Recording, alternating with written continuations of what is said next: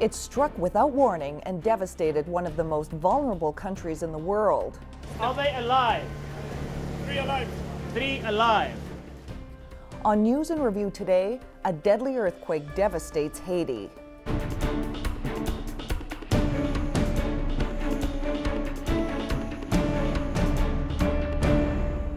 Hello, I'm Carla Robinson. Haiti was already the poorest country in the Western Hemisphere. Most of its people lived on $2 or less a day. In the past few years, a series of hurricanes and tropical storms had killed thousands of people. But on January the 12th, at about 5 o'clock in the afternoon, the Haitian people were hit by an even greater catastrophe when a powerful earthquake struck. The first pictures gave an idea of the damage it caused. That was a school. But it would take days before the scale of the tragedy sank in. How many construction, how many buildings were collapsed with supposedly the inhabitants inside. I believe that we are well over 100,000. The UN headquarters was gone, hospitals had collapsed, and so had the presidential palace. I cannot live in the palace. I cannot live in my home. And because the country is so poor, help was slow to arrive, as the CBC's David Common reported 3 days after the quake. The fight for survival in Haiti has become just that. With such desperation for water, aid distribution quickly turns to panic. Those who lived through the quake now face new dangers and must struggle, often alone. It's not good like that, okay? It's not good like that. We've had nobody come to help, says this man. We see the aid planes arrive, but nobody has come. Today, aid supplies started to arrive en masse, in part due to the arrival of this aircraft carrier, with 200 soldiers and 19 helicopters. Many Haitians, though, are angry that those helicopters aren't dropping supplies more often. Military officials worry such airdrops would lead to riots. Rescue operations also continue, some of them incredible. Then there's this man, a waiter at a hotel. Being in the elevator at the moment of the earthquake saved him from the collapse of higher floors. It kept them from getting crushed, probably kept them from getting debris falling on them, so it's probably a safe bet that that elevator car served as a protection for them. But thousands remain buried, and it's unknown in the heat how many might still be alive. It's now been more than 72 hours since this quake struck, and that's typically considered the window of opportunity for saving anyone trapped underneath the rubble. The chances of finding them now are extremely remote, and so a lot of the concentration is on helping the living. With such widespread destruction, more than 300,000 people are homeless, living in tent cities or being trucked out of the capital with whatever they could salvage. The Haitians buried their dead, like these mothers burying their children. 3 et 4 ans. Oui. Non, 3 ans, 2 ans. 3 ans, 2 ans. Thousands of homeless people found shelter wherever they could. Doctors struggled to cope with the injured. Rescuers dug frantically to try to save those trapped in the ruins. And as the CBC's Lynn Robson reports, back in Canada, members of the Haitian community waited anxiously for news of their loved ones. Since the earthquake hit Haiti, André Pierre still starts his day with a prayer for his missing family. I mean, if someone is there suffering, I would like him to give them strength to go through the suffering. He's looking for his brother and 5 others he loves. He spends his days here, the Haitian Community Center. There he finds others like him, all missing a part of their family, missing a part of themselves. It's like coming home, you know, that you got 3 kids and there's one missing. You know, even for about a space of an hour, it hurts. Right, up until you get your kids back. But I mean, you're talking about like 6 days, it even hurts a little more. His father died in a Haitian flood in 2004. As the oldest child, Kefni Maxime decided to move his family to safety, to Port-au-Prince. Now his sister Yudlin is missing, and Kefni feels responsible. Je me sens coupable. I feel guilty, he says. Maybe I didn't do enough. I should have been there, not in school, here. Peut-être que j'aurais pu faire autre chose. Yodelind was last seen at the University of Haiti. It's in ruins now. Ma sœur, il se pourrait qu'elle soit en vie, mais... But maybe she's in hospital, he says. Maybe she's unconscious. Maritza Abraham is worried about her sister, 16 weeks pregnant and seemingly vanished. Suddenly, in the middle of our conversation, the call every Haitian longs for. OK. Puis Vladimir, comment vas-tu? Ma soeur vient de m'appeler. Elle est en vie. My sister, she says, she's alive. One more missing person found. Everyone waits for the call that will end the agony of not knowing. There will be a moment that I will hear from them, either dead or alive. I mean, there's a time for everything. Until then, all he can do is wait, keep moving, and then wait some more. Lynn Robson, CBC News, Montreal. Eventually, help did start to arrive, including some from Canada. Canadian troops were asked to concentrate their efforts on two Haitian towns, Jacmel and Léogane, both of which had been hard hit by the quake. Get a couple boys on the line. Go! And 1 week after the quake, Canadian sailors arrived in Léogane and started handing out supplies. They've been triaged.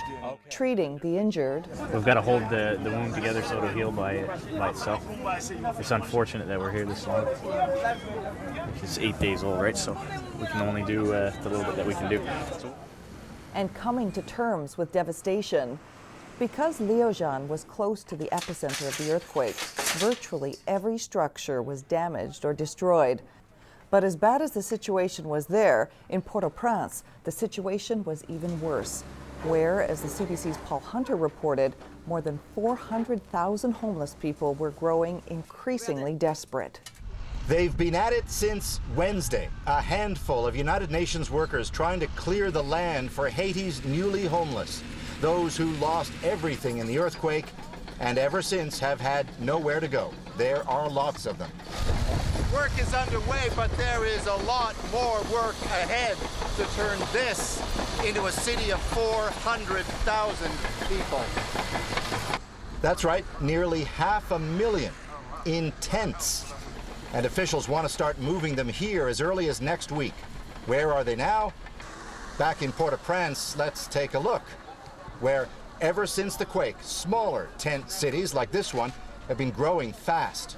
This is one of hundreds of such places in city parks, soccer fields, wherever. Ordinary Haitians now living in absolute squalor with little food and even less of everything else. Meet Jenny, who, besides having lost everything, is now caring for her 109-year-old grandmother here. Only the strong get food, she says, because there are fights for it. People do their toilet everywhere.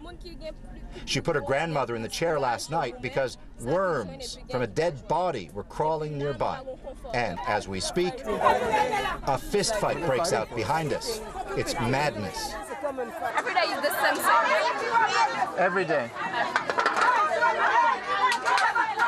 She's beyond frustration and welcomes the new tent city, at least in theory. One overarching concern that people here have about the new tent city is that once they're transferred into it, they'll have the same problems. Only the problems will be bigger and there will be more of them. So aid workers are trying to troubleshoot, today conducting a kind of census, fingerprinting everyone, preparing for transfer. But demands are growing too. Make sure there are schools, they say. We want the homes made of plywood, says this man. 2 bedrooms, food and water. Not like how we live now. Now we live like beasts. And so they go at it.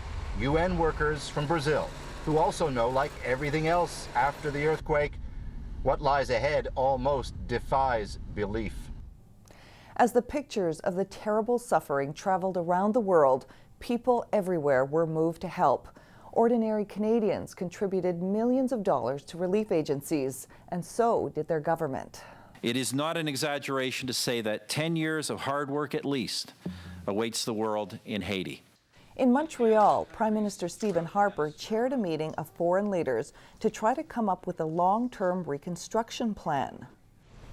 While back in Haiti, Canadian troops concentrated on more immediate needs, as the CBC's Daryl McIntyre reported. This is the latest Canadian military operation to get up and running in Haiti, the first Canadian field hospital. Open for just one day, and staff have already treated more than 100 people using the same world-class hospital facilities they'd take to the battlefield. The hospital that we have in Kandahar is pretty much a replica of what you have here, except it's in the building instead of tents. But that's the same setup. The hospital team joins about 650 soldiers from Valcartier already working in the city of Léogâne, where about 80% of the buildings were destroyed and thousands of people killed. Water is being flown to Léogâne by helicopter from the Canadian destroyer Athabascan, cruising just offshore. About 30 kilometers south, more Canadians, members of the Disaster Assistance Response Team, or DART, are purifying water for Haitians in the town of Jacmel. Normally, the DART can purify about 100,000 liters of water a day, but here in Jacmel, they're only doing about 25 to 30. The reason is they're taking the water from the Caribbean Sea here on the coast where it's salty, it's warm, and it's very dirty. I'll show you just how dirty it is. These are the filters that go in the equipment. When they put them in, they're white. When they take them out, they're this color. The DART crew also has a medical clinic of its own. There's no surgery or lab, but they can treat serious injuries, and so far, doctors here have helped more than 2,000 Haitians. After a couple of days, the clinic was open. At 5 in the afternoon, a big group of local just gathered around the gate and sang for us for about 15 minutes. That was a very emotional moment, and a few of my medtechs had to, to dry tears on their cheeks. Soldiers on the ground say they will stay in Haiti until they're no longer needed. In fact, 350 more soldiers are expected to arrive any day. Daryl McIntyre, CBC News, Jacmel, Haiti. As the relief effort continued, the death toll continued to mount. In late February, the Haitian government said more than 200,000 bodies had been collected off the streets, but many more bodies are believed to be buried in the rubble. 34 Canadians are also known to have died, but another 50 are still missing. And then there's the question of what are the survivors going to do when their already impoverished economy has been devastated. Here again is the CBC's Daryl McIntyre. This is a daily scene outside the UN compound in Port-au-Prince. Hundreds of people desperately looking for work. I come in so far from here. Every day I'm here, but I still don't find nothing. I want a job. I want to be a person who work at the airport. Unemployment was a problem here before the earthquake. It's a crisis now that the economy is in ruins. The capital's business core is flattened, its banking system in danger of collapse. It comes to a point where there's no business, there's no government. Industrial leaders like Gregory Muse say, right now all businesses need to pitch in for the common good. For Haitians, those are probably comforting words coming from a man whose companies control a vast amount of this country's vital industrial infrastructure. His warehouses alone, for example, store a huge proportion of the goods that keep Haiti running. Warehouses like this one behind me, for example, and like this one, which has been devastated. Moves' port facility is the only one in Port-au-Prince functioning, but even it is badly damaged. Government officials estimate the earthquake here cut Haiti's productivity in half. The central nerve collapsed, and the whole country collapsed. We lost so many engineers, economists. Harvard-trained economist Kessner Farrell thinks it'll be 10 years before this crisis ends, but by then, he says, Haiti's economy could actually be stronger. It's a good time for the opposition people, the international community, the government, everybody to sit down and say, where are we going? And some good strategic planning, and to see exactly what we're going to do with this country. It's a good time for that. Till then, aid agencies are trying to get people back to work, offering minimum wage to some to do the one industry that has no shortage of work, rubble removal. Daryl McIntyre, CBC News, Port-au-Prince. As Haitians mourn their dead, their president has told his people it's time to look to the future. And in late February, the first commercial passenger jet since the quake landed in Haiti. A small sign of hope and encouragement for a people who have suffered so much. And that's News in Review. Don't forget to check out our website at newsandreview.cbclearning.ca. I'm Carla Robinson. Thanks for watching.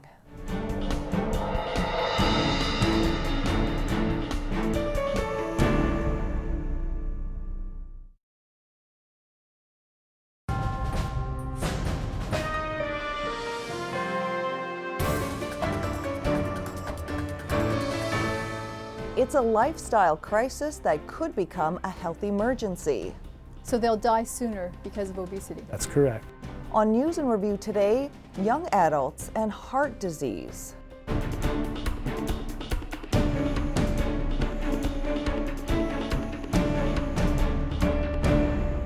Hello, I'm Carla Robinson.